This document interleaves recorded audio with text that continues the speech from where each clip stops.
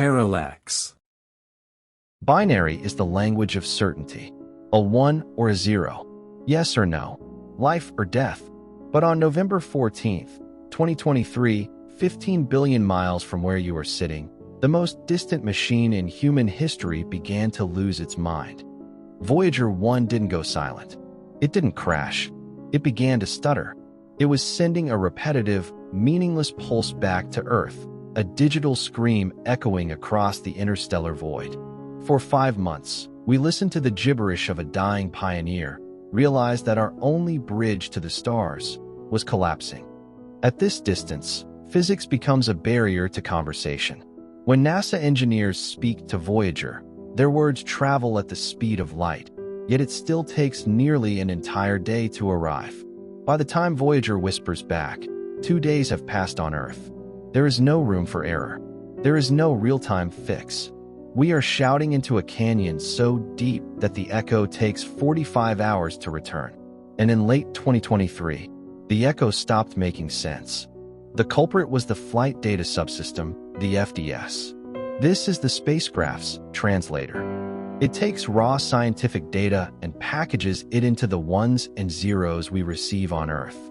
But a single chip, representing less than 3% of the FDS memory, had failed, likely struck by a high-energy cosmic ray, or simply worn out by 5 decades of radiation.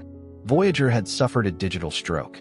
It could still feel the universe around it, but it had forgotten how to tell us what it saw. In April 2024, NASA attempted the impossible. They couldn't replace the chip. They couldn't fly a technician to the edge of the solar system. Instead, they had to perform remote brain surgery. They decided to take the corrupted code and hide it in different parts of the 50-year-old memory bank. It was a gamble. If they placed a single line of code in the wrong address, they would lobotomize the probe forever. They sent the command, and then they waited for 45 hours in total silence. To understand this gamble, you need to understand what we sent into the void. In 1977, we launched a time capsule. Its computer runs on 68 kilobytes of memory, 68,000 bytes. Let's translate that for the modern world. This probe is navigating interstellar space with less memory than your smartwatch uses to count your steps. The golden record it carries? It's an 8-track tape. Its thermal regulation? Designed with paper blueprints and slide rules by engineers who are now grandparents. This wasn't just a mission. It was an act of faith in the future, built with the technology of the past. Every byte was precious. Every line of code was handcrafted and etched into physical silicon. There were no updates, no patches. What they launched was what it would live and die with.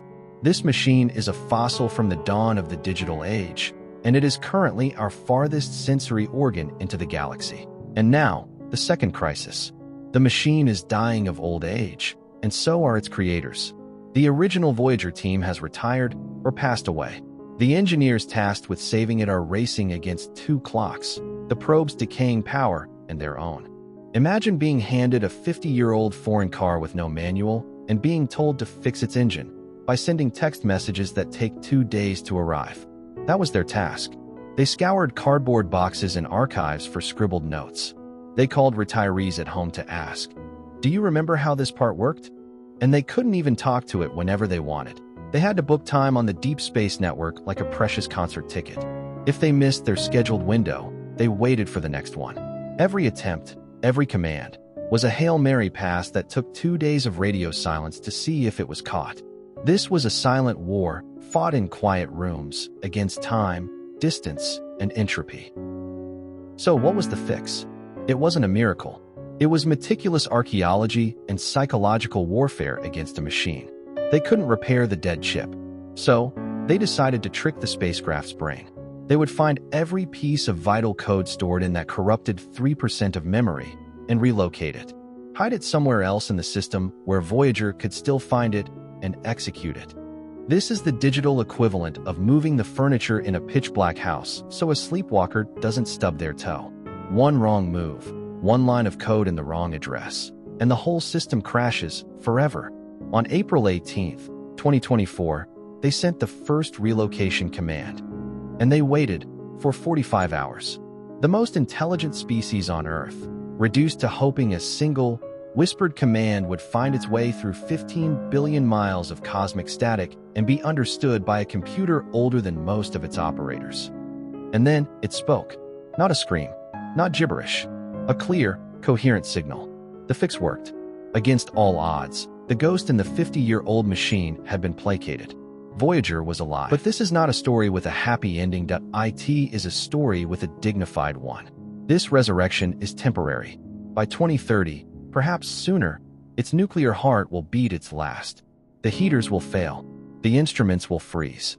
And Voyager will become a silent, permanent tomb, sailing on an endless current of starlight. Before it goes, it gave us this perspective. From 4 billion miles away, Earth is just a pale blue dot.